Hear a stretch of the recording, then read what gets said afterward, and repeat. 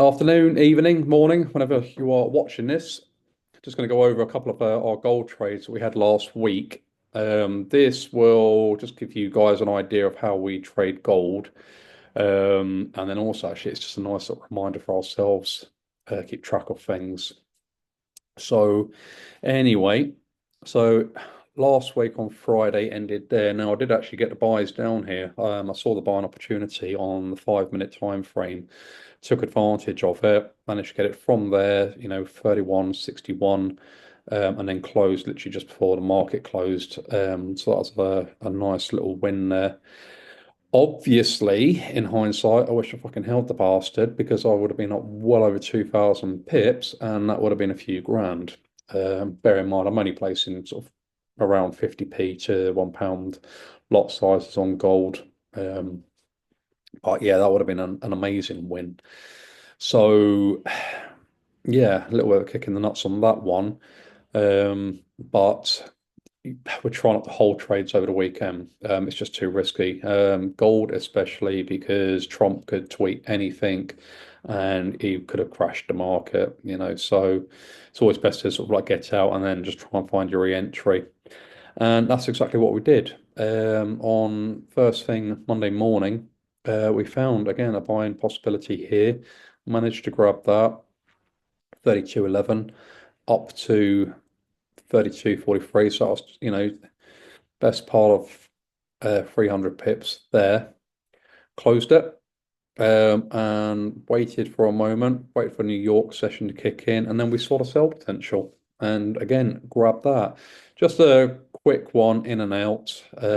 Got in where it closed off there, down to see this wick down here.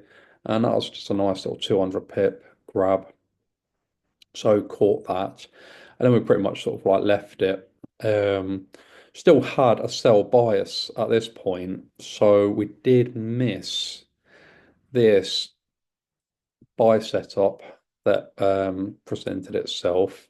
Yeah, at this point, if I remember right, we're still thinking sells at this point.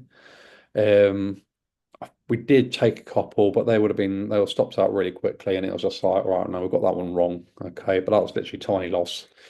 So you're not bothered by that when you've already made a better part of 500 pips over here.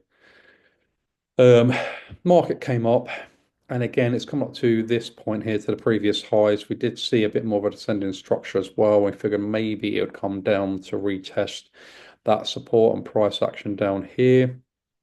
We did get a sell on, but again, it got stopped out really quickly. At that point, we thought, no, it's broken above resistance, it's broken above any sort of descending structure. We'll try and grab the retest for the buy. We did and managed to grab it from around about here, 32.38.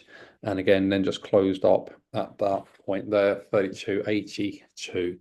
So that was again just a really nice kind of like 500, 500 pip blast. Closed there just because it impulsed so hard and sometimes they can exhaust just as quickly. So I thought best just to grab your pips and run basically. At this point, the market got a little bit choppy through sort of like Tuesday and Wednesday. Um, Formed what looked more like a reversal pattern. So again, we came in with more of a sell bias. And we did manage to scalp a couple of sells for 50 to 100 pips, but it wasn't really worth it, to be honest with you. Because in the end, it ended just carrying on up anyway.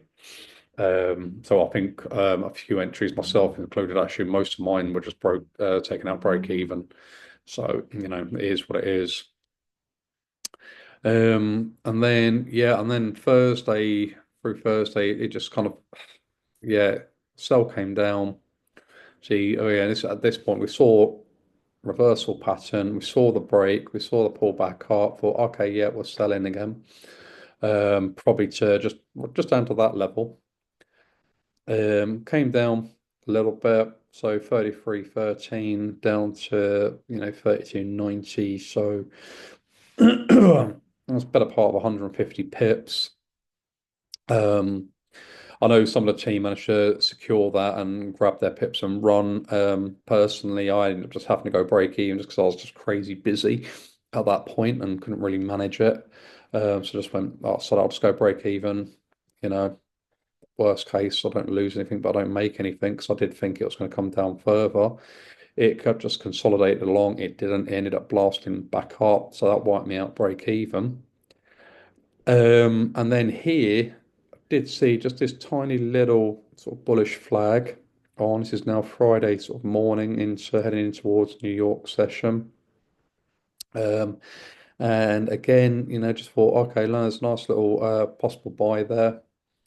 Um, it exploded up. I know some of the guys in the team, they caught that move. So 33.25 up to 33.57. So again, that's another 250, 300 pips. It did pull back.